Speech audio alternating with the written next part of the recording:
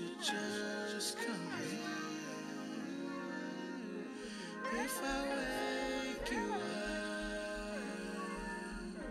only difference is you can live the dream.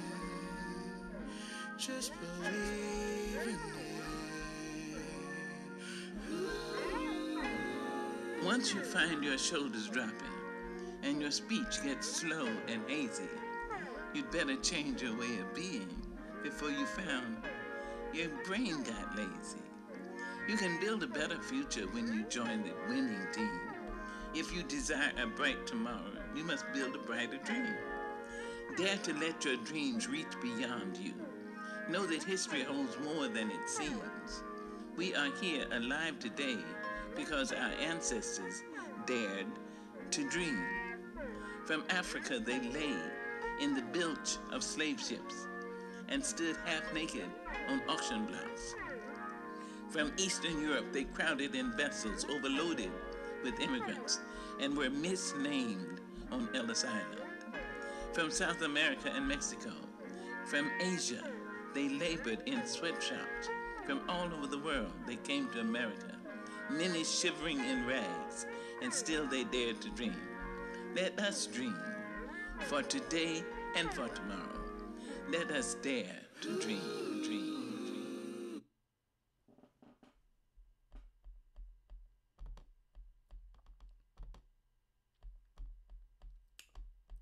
What's going on, family? Give me a minute to get this set up real quick. Just need to edit this video on YouTube and get this thing started.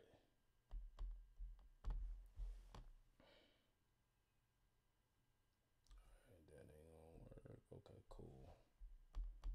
Alright, then we'll put it down in the description. Alright.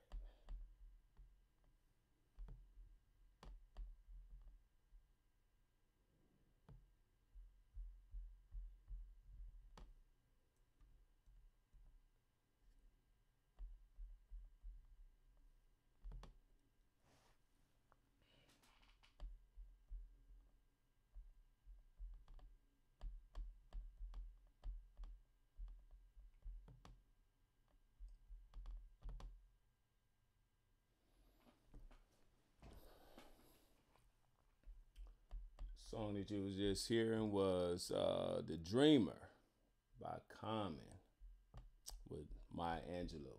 It's just the end of the song, just Maya Angelou's part. Let me move my camera over here a little bit.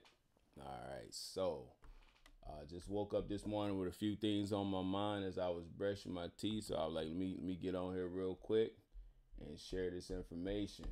All right, so I know a lot of us, I think today is game day. I don't know what's going on, but I heard last night the Super Bowl was today, so I didn't even know, but I mean, hey, whatever. So basically what I ain't gonna keep you too long. I'm gonna just run through this information here real quick. As we 3 days into we're about to be History Month, okay? So I changed the title. It's not Black History, it's we about to be history, okay? So every February going forward, I just want us to change our mindset to, instead of regurgitating history and retelling history to our children and to our people, what are you and what am I going to do to make history? Okay, so that 10 years from now, it could be you that they're telling a story about. It could be you that did something historic. It could be you who left their mark on history. That's what I want to do. That's what I'm going to do. I'm going to leave my mark on history so that 10 years, 5 years, however many years from now, someone could be telling their child about what I did or about something that I was involved in that changed the world. Because the world is not, you can't just sit back and wait for the world to change. We actually have to go out and change it. You can't wait for your life to change. You actually have to go forth and change your life. And that's one of my monikers Don't wait for something to happen. Go make something happen. Okay, so we're 3 days into, we're about to be History Month. So I just want to, the title of this video is Ask Not What Your Ancestors Can Do For You. What can you do for your ancestors? Okay, so that's the topic. That's what I'm going to get into. And again, I'm not going to keep you too long. This is going to be real quick. Okay. And I know a lot of us, we can't let go of religion, and we can't let go of these things. So this is not any disrespect to anyone's, I guess, their culture or what they like to do. But I'm just going to give a few things, a few points, make a few points that make sense to you. And real quick, before I do that, I'm just going to share this video to a few platforms here really quickly. So just give me a quick moment to do that, and we'll definitely get into this conversation. Let me see if I can see some of the comments. I see a few people are in here. Let me see. But yeah, I'm going to go ahead and share this video real quick.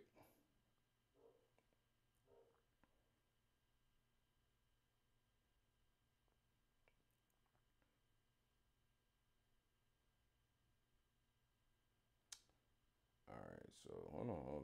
They shared the video. Hold on. Let me go to my page. Actually, go to the live video and share it from there. Then pass out like a pamphlet. Man, I'm not gonna worry about that, man. I'll just share it later, man. All right, here we go.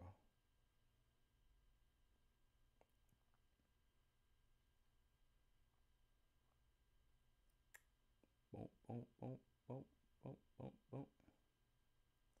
But yeah, man, we just gonna get into this conversation, man. What can you do for your ancestors?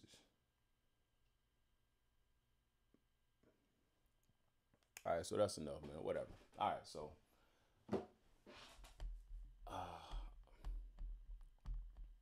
again, so gotta stop just waiting for something to happen in our lives. Stop waiting for other people to change our lives.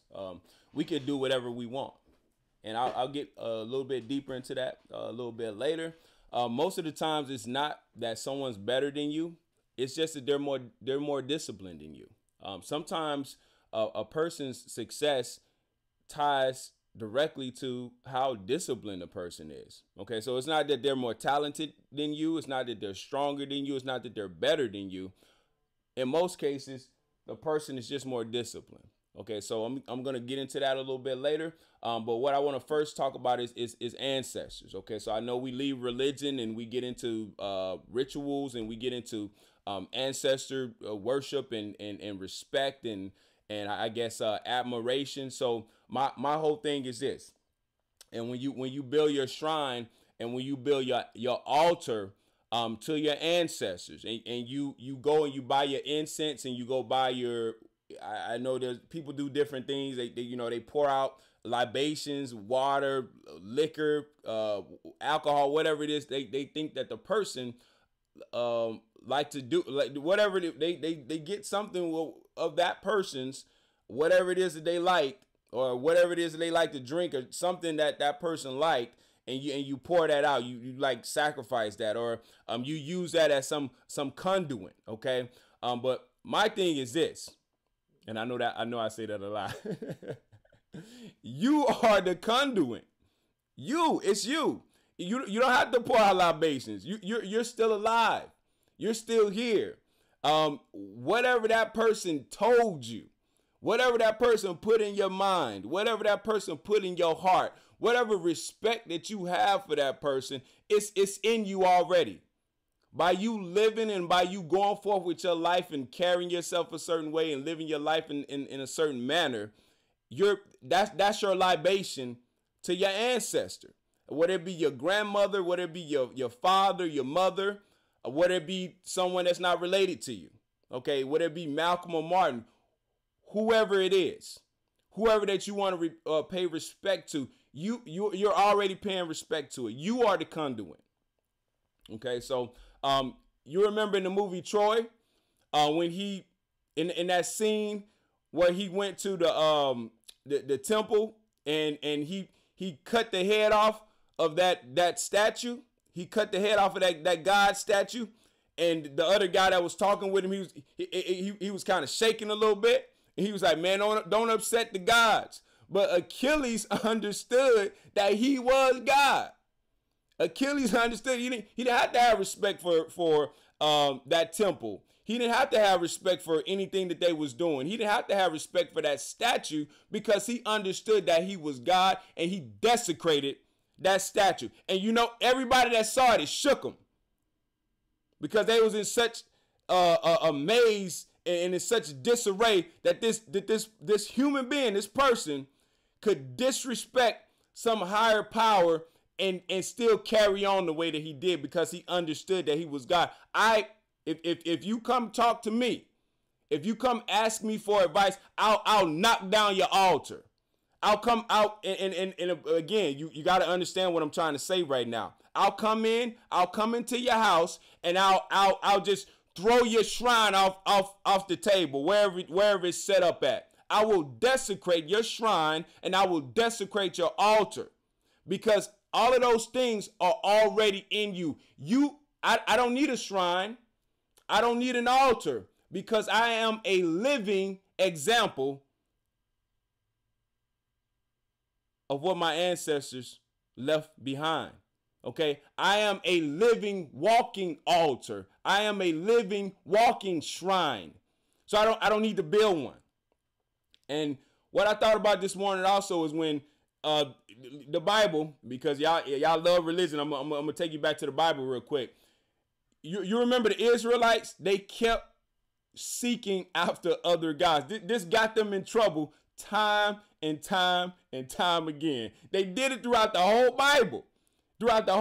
So you can make this mean anything that you want to mean. So I'm gonna put a different spin on it. And some other people have already thought of this, but this just popped up in my mind this morning while I was brushing my teeth. Okay, I'm thinking like the Israelites, they kept seeking out the other gods. Okay, so this imaginary thing inside your mind, because your thoughts, you can't see your thoughts, right?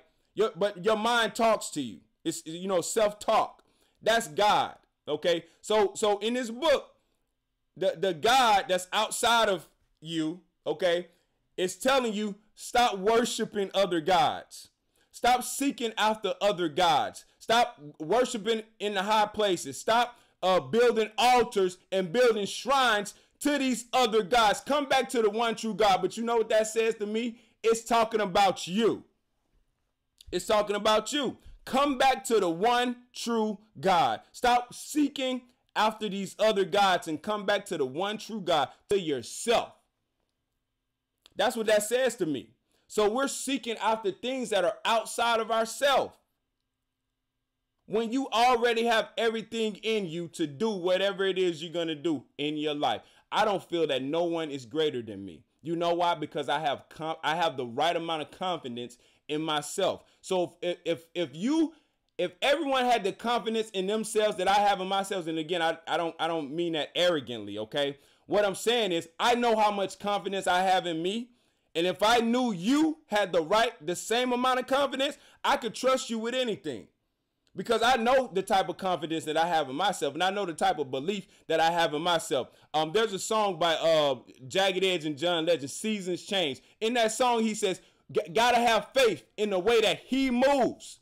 The make-believe God, I know when he says he, I know who he's talking about. He says, gotta have faith in the way that he moves. I changed the words to that. I says, we got to have faith in the way that we move. You have to have faith in the way that you move. As the seasons change, you have to have faith in the way that we move. We have faith in everything else, but we don't have the right amount of faith that we need for ourselves to believe in whatever it is that you are doing, to believe in whatever it is that you can accomplish. And that's why we don't ever accomplish anything. And that's why our life never changes. We go year by year doing the same things, seeking after other gods. Come on, idolizing other people when you don't even have any confidence in yourself. Stop seeking after other gods, following people, needing someone to lead you and to guide you.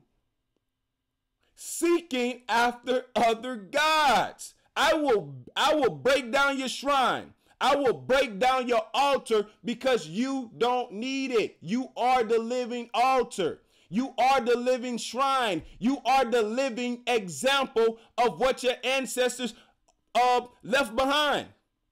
So you mean to tell me your ancestors sacrificed and died for you? Okay? They already done sacrificed and died. So in their death, you are asking them to continue to do something for you. They done already gave their life for you. They done already sacrificed for you. They done already taught you by their example of how you should conduct yourself, of how you should live your life. And then in their death, you still need them to do something for you. You still need their energy. They can't even rest because they got to save you when they're alive, and then they got to save you when they're dead.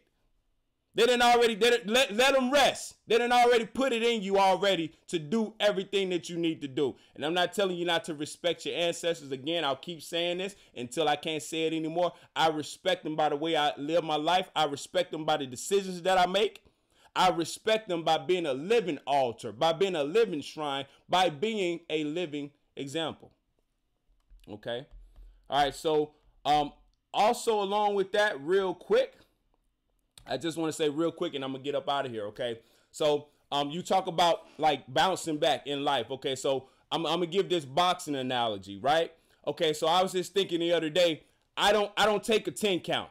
If you ever seen a boxing match, you know when the referee gives or the judge or the umpire, the guy that's in the ring, when a boxer gets knocked down, sometimes they get knocked down, so they get hurt and they on the canvas, right? And he feels like he needs to give that person a 10 count. But at sometimes the referee, it could be a little slight knockdown and he'll give you a standing 8 count. Okay. I don't take 10 counts. I take standing 8 counts. Okay. Because on a standing 8 count, the referee, he know you still in the fight. He know you're still able to fight. He might have to check you real quick. He'll be like, you all right? You ready to go? Good. Let's go back to fighting. Okay. So take a standing 8.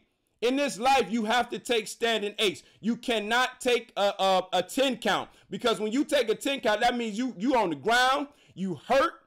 Okay, an 8 count, that means I'm bouncing right back up. You hit me, life hit you, but you gonna bounce right back up. I'm ready to fight, ref. I'm good. Give me an 8 count. I'm back in the fight. Okay, when your opponent is hitting you with bombs, he hitting you with all he got, and he see all you getting is standing 8s. And you keep coming back and you keep fighting and he can't put you down for good, he starts to lose his confidence. He starts to lose. He's like, man, I'm in for a fight of my life. And that's the type of fight that you have to be in with life. Life is going to knock you down, but bounce right back up. I don't take 10 counts. I take standing 8s. Okay, I'm good. I got hit. Boom, I'm good. I can go through my life and tell you all the standing 8 counts I done took. I took a lot. But I bounce right back up. I'm always going to bounce back. The only time I'm going to take a 10 count is when I'm dead. I'm knocked out. The he ain't even got to count. He just be like, that's it. It's over. It's over. I ain't even got to count it. The fight is over. This is the winner. So are you going to let life win? Is you going to let life knock you out? Or are you going to take a standing 8? The only gods that we need are each other. And the only God that I need is you. I know this was quick, but I'm out. That's all I had to tell you. Have a good day.